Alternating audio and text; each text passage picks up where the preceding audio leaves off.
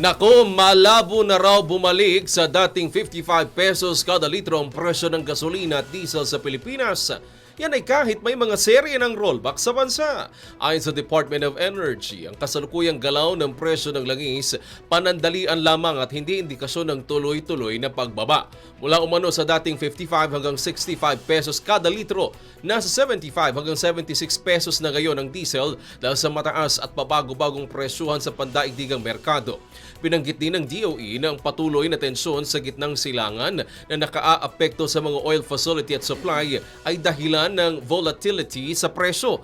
Ipinaliwanag ng DOE na ang rollback sa mga produktong petrolyo ay base sa computed baseline gamit ang 5-day averaging system habang sinusunod ng mga kumpanya ang replacement cost model sa pagpepresyo. Aminado rin ng DOE na nakadepende ito sa international factors ang magiging galaw ng presyo ng langis.